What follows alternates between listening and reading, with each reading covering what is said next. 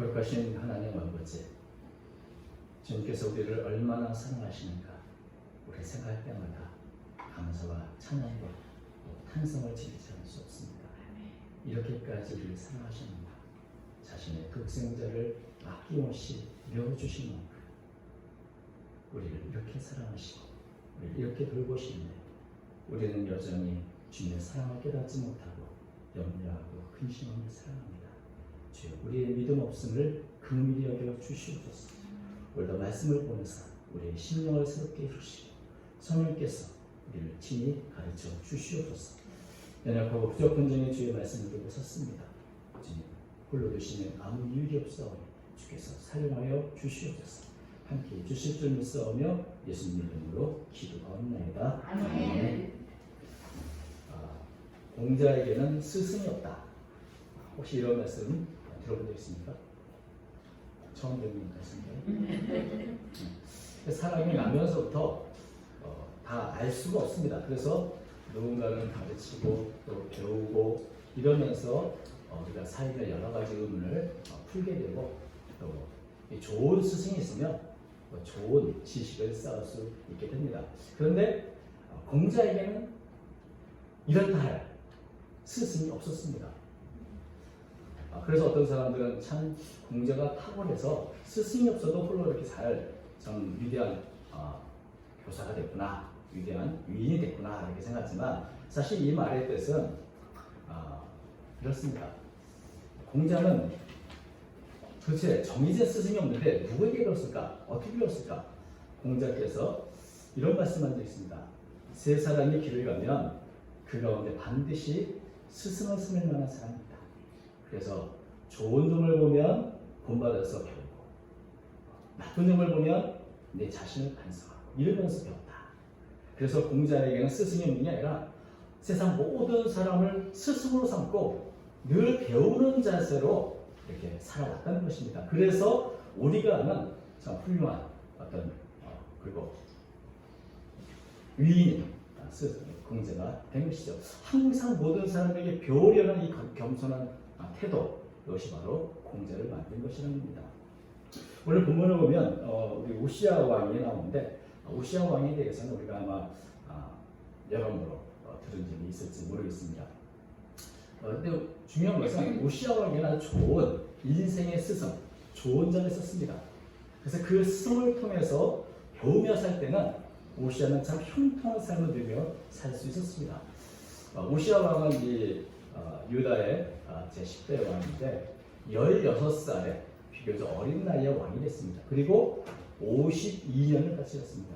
우리나라 조선시대 가장 오래 통치한 왕이 영조대 왕이 52년을 통치했는데 우시야가 바로 52년을 통치했습니다.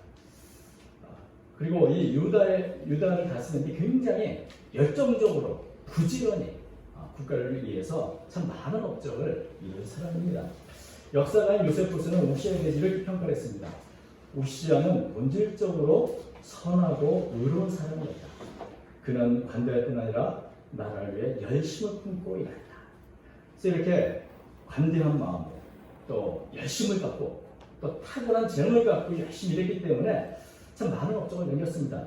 오늘 우리가 읽자는 이 6절부터 15절까지의 긴 이 구절이 바로 우시야의 업적이 기록된 것입니다. 6절부터 10절 보면은 우시야가 영토를 넓히고 개간하고 확장하고 주변 나라를 정복해서 조공을 받았다.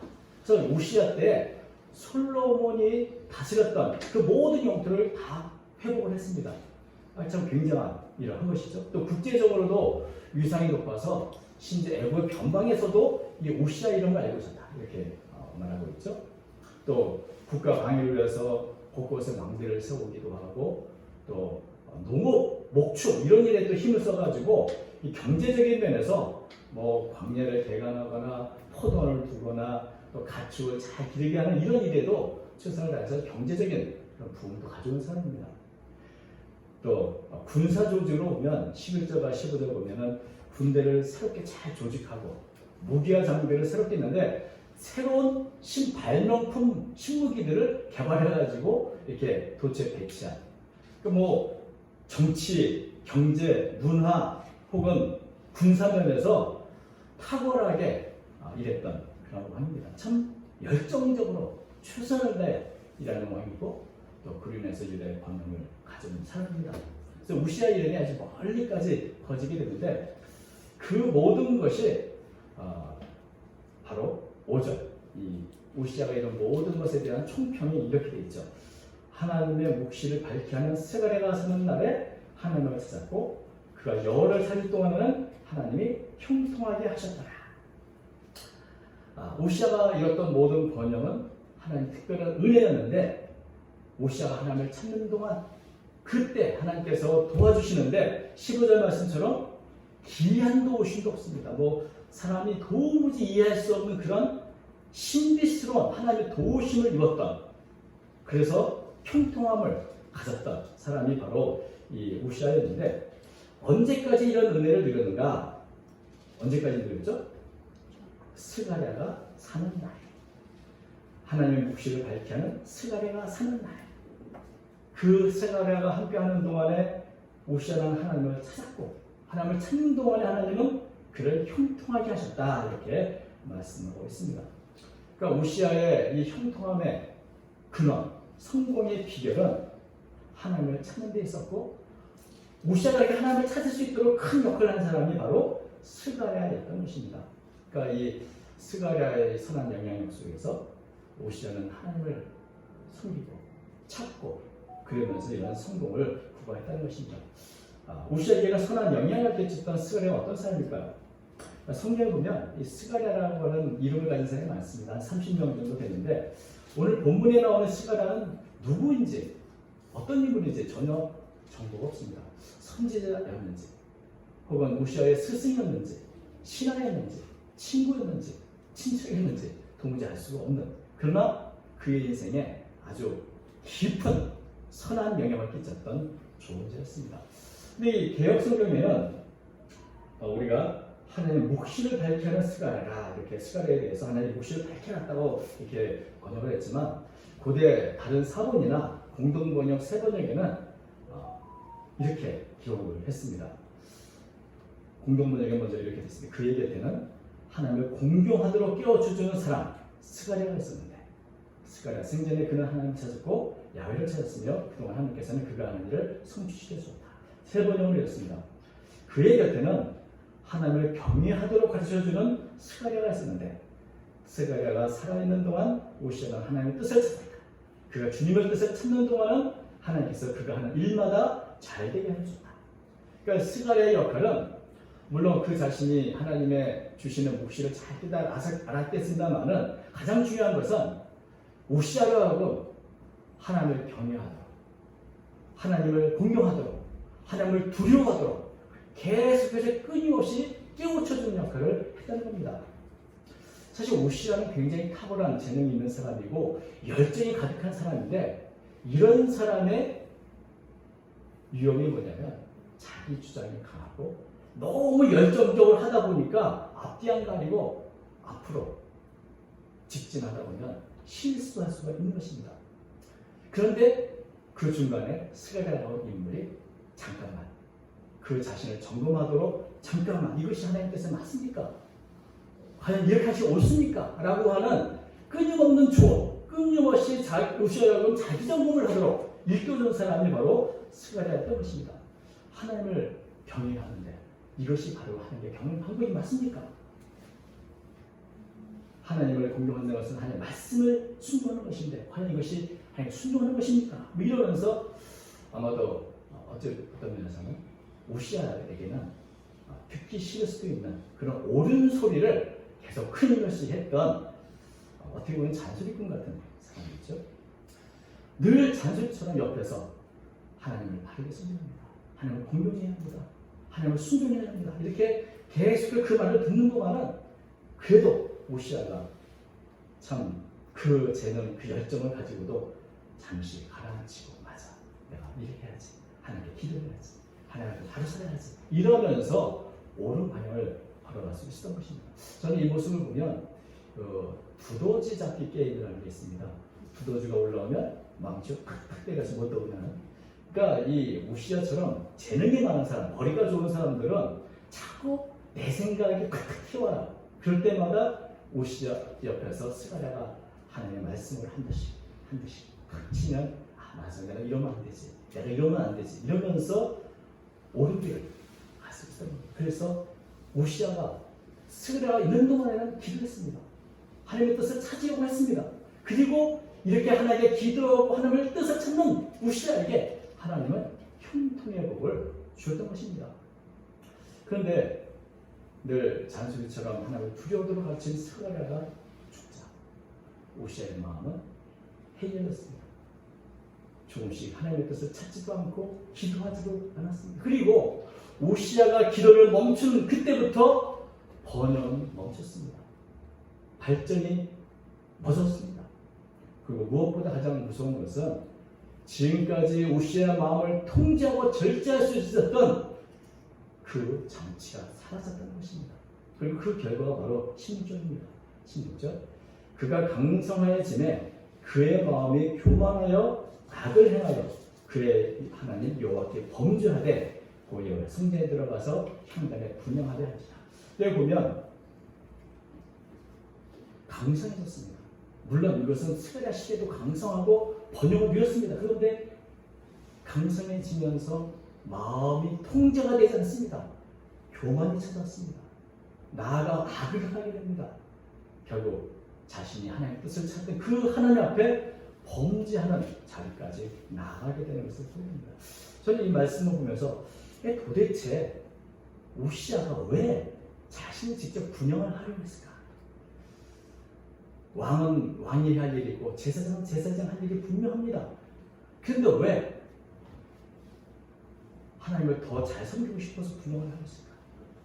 도대체 왜 그렇게 분영을 하고 싶어 했는지 잘 모르겠습니다. 그런데 요세푸스는 자꾸 이 역사, 성경에 없는 이야기가 요세푸스의 유대 고대사에 있어서 제가 참고로 말씀을 드리면 그렇습니다. 요세푸스는 우시아가 자신이 누리는 번영을 위해서 허영시 그 마음에 가득 차게 되었고 그를 위해서 영원 불멸한 능력을 경륜하게 되었다고 하고 있습니다. 다시 말하면 계속해서 성공을 구가하는 동안에 나는 괜찮은 사람이구나, 나는 이 정도쯤은 아무것도 내가 하지 못할 것이 없구나라는 그런 허영심이 가득 차게 되고 하나님 말씀이나 하나님의 규례를 업신여기게 되었던 것입니다. 모든 게 나보다 아래로 되는 것이죠. 제사장이 하는 것이 마음에 들지 않습니다. 내가 직접 할 수 있는데 라고 하는 그 마음, 하나님보다 자신을 높이는 마음을 교만이라고 부르죠. 우시아 마음이 통제가 되지 않으면서 그 마음이 선을 넘어버린 겁니다. 사실 이 분양을 하는 일은 아무것도 아닌 것처럼 보이지만 굉장히 조심스럽고 위험한 일입니다. 민수기 16장에 보면은 바로 고라 자손들이 바로 이런 마음으로 우리는 왜 못해? 모세와 아론만 분양하는 법이 어디 있어? 우리도 할 수 있어 라고 하는 마음으로 하나님께 분양을 하다가 하루아침에 불에 타서 멸망을 당한 역사가 기록되어 있고 하나님은 다시는 이런 일이 일어나지 않도록 그들의 불탄 향로를 제단에 쌓도록 이렇게 경고 기능부를 만들기로 했던 것입니다.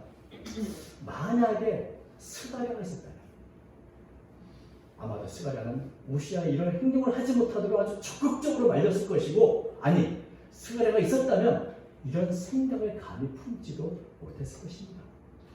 왕으로서 해야 할 일이 있고 왕으로서 넘지 않을 선이 있다는 하나님의 경외하는 법을 안다면 그 선을 넘지 않았을 것이기 때문입니다.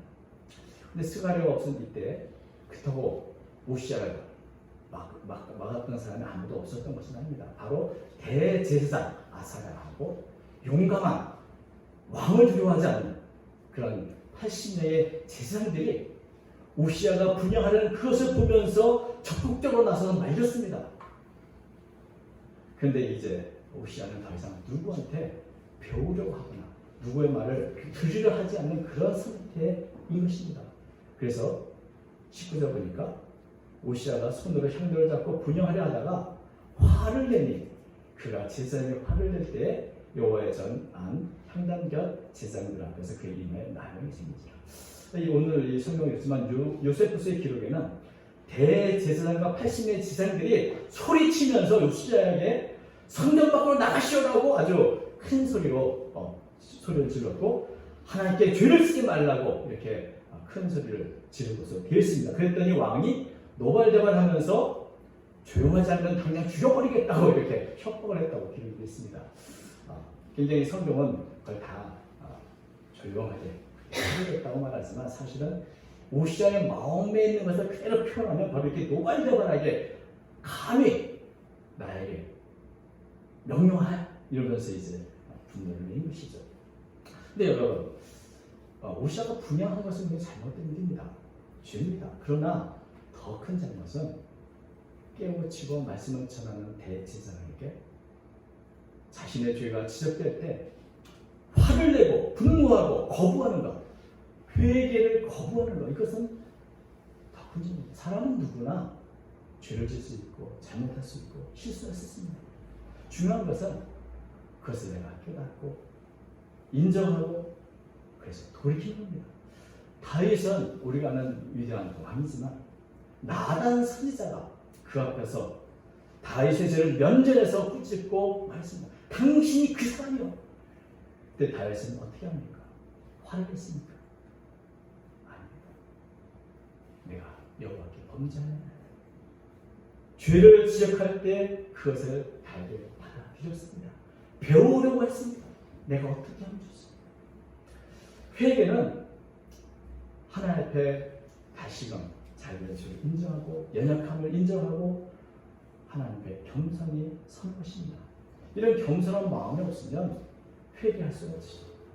근데 이런 겸손한 마음이 없다면 회개도 할 수 없을 뿐만 아니라 회복할 수도 없게 되는 것입니다. 스가랴는 없지만 우시아는 대제사장 아사랴에게도 배울 수 있었습니다. 근데 이제 우시아는 더 이상 배우기를 거부하는 것입니다. 자신의 교만을 더해서 하나님의 말씀을 거부했고 회개를 거부했습니다. 하나님은 바로 이러한 우시아를 징계했습니다. 그래서 즉시 개입하신 것이 나오시죠. 만약에 이때 하나님이 그냥 놔두셨으면 어땠을까요? 그렇다면 아마도 지금 80명의 제사장들이 함께 있는데 아마도 성전 안에서 피가 빛나는 내전이 있었을 것입니다. 또는 만약에 그래 놔두면 우시아만 분양하려 하겠습니까? 그 이후의 왕들도 뭐 우시아 왕도 했는데 나는 왜 못해 하면서 계속해서 분양하려 했을 것이 그러면 하나님의 말씀도 율법의 권위도 다 사라지고 혼란에 빠지게 될 것이 그러므로 하나님은 말씀을 전했으나 회개하지 않는 이 우시아에 직접 개입하셔서 그 교만한 행동을 징계하셨던 것입니다. 요세푸스의 기록에 하면 바로 이때 지진이 일어났고 우시아의 이마에 나병이 발병했다고 합니다. 이 갑작스러운 변에 모두가 놀랐고 대제사장은 우시아의 이마에 있는 나병의 발병을 보고 저는 불교한 사람이라고 선언하고 즉시 나병 환자에 대한 규례에 따라서 우시아를 손에서 쫓아냈습니다. 그리고 그때부터 우시아는 모든 자리와 지위에서 쫓겨나 죽을 때까지 별궁에서 지내야 했다고 저는 기록하고 있습니다. 저는 이 말씀 보면 우시아 왕이 참 나병이 든 건 참 어떻게 보면 합당하지만 근데 좀 심한 게 아닌가 하는 생각을 하게 됩니다. 지금까지 우시아 왕이 하나님께 얼마나 많이 기도했고 또 얼마나 많이 헌신하며 일했는데 그래서 유다 왕국을 부강하게 만들었는데 하나님은 우시아를 사랑하셔서 축복해 주지 않는가. 그런데 한 번 교만했다. 한 번 분양하고 한 번 회개하지 않았다고 이렇게 가혹하게 징계할 수 있나 이런 생각도 듭니다. 여러분 그러나 이 징계는 우시아 왕을 향한 하나님의 은혜이기도 했습니다. 성공하고 형통하는 것만 은혜가 아니라 하나님의 징계, 깨닫게 해주시는 징계도 하나님의 은혜인데 이것은 우시아 왕이 어떻게 받아들인가에 달렸습니다. 사실 하나님은 고라 자손에게 했던 것처럼 당장에 우시아를 멸망시킬 수 있었겠죠. 그런데 그렇게 하지 않는 것은 우시아 왕이 그래도 사랑하셔서 기회를 주신 것입니다. 내가 무엇을 잘못했는가 한번 스스로 돌아봐라. 하나님은 우시아의 그 교만을 나병을 통해서 그를 낮추셨습니다. 가장 낮은 자리에 두시고 성공과 또 형통함 높아있던 그 교만을 나병으로 치료하신 것입니다. 어떤 면이 나병이 우시아의 교만을 치료하기 위한 처방이었던 것이죠. 또 한편으로는 우시아는 열정적으로 바쁘게 어쩌면 일 중독처럼 나날려서 일하다 보니 자신을 돌아볼 시간도 없었을 것인데 이제는 나병에 걸렸으니 아무것도 할 것이 없습니다. 결국에서 지난날을 돌아보면 내가 무엇을 잘못했는가 하나님과 자신의 관계를 새롭게 돌아볼 수 있는 기회가 될 수 있는 것입니다. 스가를 통해서 배웠던 하나님의 경외하는 법을 다시 되새기면서 하나님의 은혜를 회복할 수 있는 기간이 될 수도 있습니다. 어찌 보면 이 기간은 별궁에서 기간은 우시아에게는 지금까지 살았던 어떤 삶보다도 가장 가치 있고 의미 있는 시간이 될 수도 있었던 것입니다. 그런데 이런 하나님의 뜻을 깨닫지 못한다면 그리고 여전히 교만과 분노와 원망으로 가득해 있다면 승승장구했던 우시아에게 별궁에서 홀로 외롭게 있는 것은 너무나 괴롭고 힘든 천년의 그런 기간이었을 것입니다. 죽는 날까지 나병의 환자로 있었던 우시아는 과연 어떤 마음으로 이 기간을 지냈을까? 그것은 하나님만이 알고 계십니다.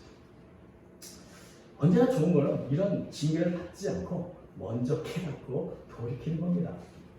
우시아가 왜 하루아침에 무너졌습니까? 교만 때문에 그렇습니다. 교만한 마음 때문에 그렇습니다. 자신의 교만한 마음을 통제하지 못해서 그렇습니다. 지금까지 수많은 성을 정복하고 영토를 확장했던 우시아였지만 자신의 마음은 정복할 수가 없었습니다. 잠언서 25장 28절에 이렇게 말합니다. 자기의 마음을 제어하지 아니하는 자는 성읍이 무너지고 성벽이 없는 것과 같으니라. 마음을 제어하지 않으면 완전히 죄악의 무방비 상태로 노출되어 있는 것입니다. 모든 유혹에, 모든 죄악에 노출되어 있어. 이런 위험한 상태가 된다는 것입니다. 그래서 언제든지 무슨 일인지 저지를 수 있는 그런 상태가 됩니다. 이런 상태라면 우시아는 분양이 아니라 더 큰 죄를 저지를 수도 있었을 것입니다. 그리고 어떤 면에서 과연 이런 우시아의 교만이 이게 처음이었을까? 여러분, 사람은요 누구나 다 교만한 마음을 품을 수 있고 늘 죄된 생각, 나쁜 생각 가질 수 있습니다. 처음이 아니라 아마도 스가랴가 있을 때도 우시아는 때때로 교만한 마음, 교만한 생각, 죄된 마음이 있었을 것입니다. 그런데 스가랴를 통해서 깨우치고 하나님께 기도하고 그러면서 자신의 마음을 통제할 수 있었던 것입니다. 스가랴가 죽자 우시아는 배우기를 멈췄고 기도를 멈췄고 그것이 바로 자신의 마음을 통제하지 못하는 시간이 찾아오게 된 것입니다. 스가랴가 없어도 자기 스스로 하나님을 찾으면 되지 않았을까? 그렇죠. 사실 우시아의 비극은 스가랴가 없어서가 아니라 우시아 스스로 하나님을 찾는 자리까지 그 홀로서기에 실패했다는 데 있습니다. 스가랴 같은 이 좋은 스승이나 좋은 자가 있어서 늘 깨우쳐주면 얼마나 좋습니까? 그러나 스가랴가 언제까지 함께 할 수 있는 것은 아닙니다. 스가랴가 없는 시대가 옵니다. 나 홀로 살아갈 때가 옵니다. 오늘 주보에 보면 좋은 구절이 하나 있습니다. 천년을 함께 있어도 한 번은 이별을 한다. 아무리 좋은 사람도 이별할 때가 있습니다. 바로 그럴 때 중요한 것은 내가 내 자신을 통제하고 내가 내 자신을 홀로 서서 올바르게 살아갈 수 있는 것입니다. 우시아의 신앙은 너무나 지나치게 스가랴 의존적이었습니다. 아무리 주위에 훌륭한 사람이 많아도 그 사람이 있을 때는 괜찮지만 남을 의지하며 살아간다는 한계가 있습니다. 결국 누구든지 홀로 스스로 하나님 앞에 나아가야 되고 홀로 서야 하는 것입니다. 사실은 이 우시아의 할아버지였던 요아스 왕도 홀로 서지 못하고 여호야다라고 하는 제사장에게 의존하는 신앙을 가졌습니다. 그래서 결국 여호야다가 있을 동안에는 참 훌륭한 종교개혁도 하고 여러 일이 했지만 여호야다가 죽지 않고 변질되고 비참한 최후를 했던 기록이 있습니다. 거의 우시아와 같은 한 말 같은 모습이죠. 홀로 서지 못하면 결국 자신의 마음도 통제하지 못하고 이렇게 넘어질 수밖에 없는 것입니다. 청출어람이라는 좋은 사자성어가 있습니다. 스승보다 나은 제자를 이끄는 것이죠. 우시아가 스승인 스가랴보다 더 뛰어난 믿음의 사람이 될 수는 없었을까? 만약에 5절 말씀 이렇게 기록됐으면 얼마나 좋았을까? 하나님의 몫을 밝혀는 스가랴가 사는 날에 하나님을 찾았다.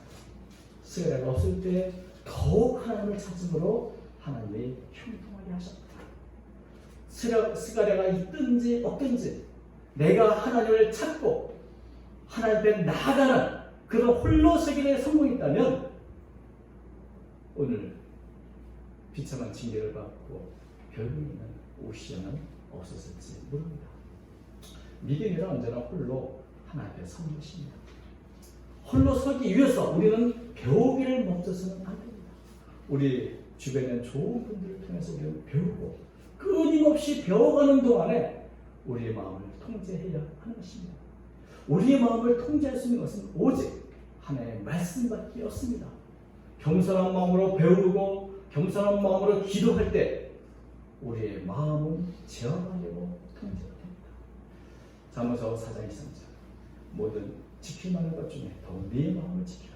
생명의 그런 일이 있었나니 우리의 마음을 지키지 못하면 한순간에 우리가 쌓은 올린 모든 것들이 무너질 수 있는 것입니다. 우시아처럼. 그래서 우리는 언제나 우리의 마음을 지켜야 합니다. 우리의 마음은 언제나 흔들리고 유혹에 노출되어 있고 죄된 생각으로 가득 차 있기 때문에 늘 우리는 우리의 마음을 지켜야 합니다. 그래서 어찌 보면 우시아는 언제나 위기 가운데 있었던 것입니다. 적군이 많고 혹은 환경이 나빠서 위기가 아니라 언제나 흔들리는 마음을 갖고 있는 우리 모두는 위기 가운데 살고 있는 것입니다. 내 마음을 지키는 것, 말씀으로 내 마음을 통제하는 것, 성령의 인도를 받는 것, 그래야 우리는 내 자신을 하나님께 지키며 기도하며 하나님이 주시는 은혜를 누리며 살 수 있게 되는 것입니다. 자신의 연약함을 기도하고 우리 마음을 다스리도록 기도하면서 또한 하나님의 말씀을 통해서 내가 어떻게 살아야 되는가 발길을 밝히 보면서 성령의 인도를 받을 때 우리는 어떤 환경에서도 내가 강성하든지 내가 비천하든지 그에 상관없이 늘 홀로 하나님께 올바른 삶을 살 수 있게 되는 것입니다. 어찌 보면 우리 자신이 스가랴처럼 좋고 선한 영향력을 다른 사람에게도 있을 수 있게 되는 것입니다. 우리의 사명은 우리 스스로 홀로 살 뿐만 아니라 세상에 선한 영향력을 끼치는 그런 믿음의 사람이 되는 것 아니겠습니까? 그런 면에서 우리는 배우기를 멈춰서는 안 돼요. 겸손한 마음 늘 배우고 기도하며 성령의 인도를 구해야 될 줄로 믿습니다. 그렇게 살 때 우리 스스로 홀로 살 뿐만 아니라 세상에 큰 영향을 끼치는 그런 믿음의 삶이 될 줄로 믿습니다. 이런 은혜가 우리 모두에게 있기를 주님의 이름으로 축원합니다. 거룩하신 하나님 아버지, 우리들의 연약함을 주님 아십니다. 늘 말씀으로 깨우쳐 주시옵소서. 성령께서 우리의 갈 길을 지도하여 주시옵소서. 우리의 마음을 붙잡아 주시고 늘 겸손한 마음으로 주 앞에 서는 제 모두가 되도록 도와주옵소서. 우리가 쓰임받기 원합니다. 저희를 사용하여 주시옵소서. 언제나 겸손한 마음으로 성령의 인도에 순종하는 제 삶이 되라. 하나님께서 기뻐하시는 믿음의 삶이 되기를 간절히 기도합니다. 모든 것을 살아계신 예수님 이름으로 기도합니다. 아멘.